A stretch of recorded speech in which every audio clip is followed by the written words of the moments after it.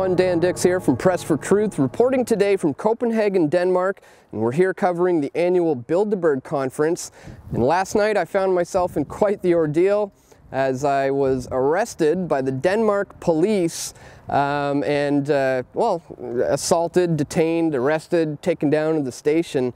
And if you haven't seen the video yet, I'll put a link in the description so you can check it out.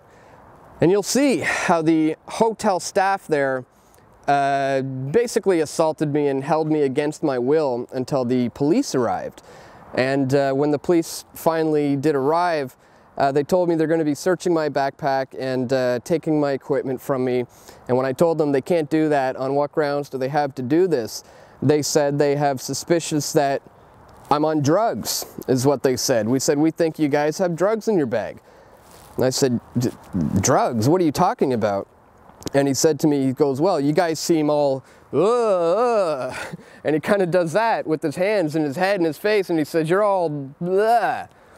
And I said, come on, man, you know I'm perfectly sober, and so is Luke. There are no drugs here. This has nothing to do with drugs. And so after that, it became a matter of producing identification, and I did not have my passport on me, so I said, no, I don't have any ID. And he said, okay, well, for that reason, we're going to have to take you downtown and figure out who you are.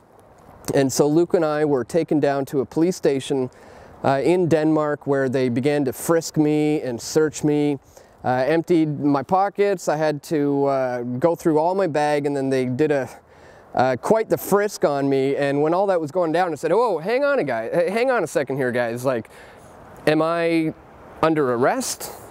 Am I being charged with something? Am I under arrest right now? And they said, yes, you are under arrest. And I said, well, for what? And they said, for failing to produce ID. And I said, well, I don't think people have to have their papers here in Denmark in order to walk down the street. And he says, no, the Danish people maybe not, but foreigners do, so we need to find out who you are. And they put us in these cells that were just cold concrete with a hard wooden bench. It felt like I was in an insane asylum.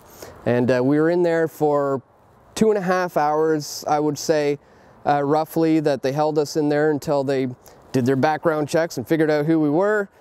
And eventually we were released. But what a ridiculous ordeal. It just goes to show the attack on the free press, independent journalists now who show up to these types of events where mainstream is certainly not covering it.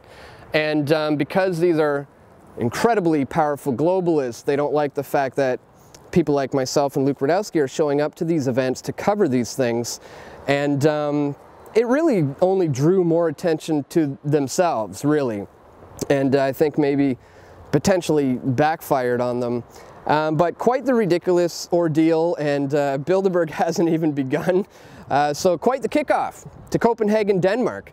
But again, I'm glad I'm here, and I can't wait till Bilderberg actually starts.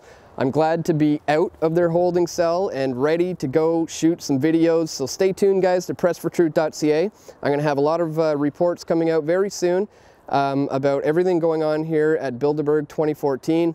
And that's all for now, guys. Thanks for tuning in. I just wanted to give you a quick update about my arrest last night. And stay tuned to pressfortruth.ca. We'll see you soon.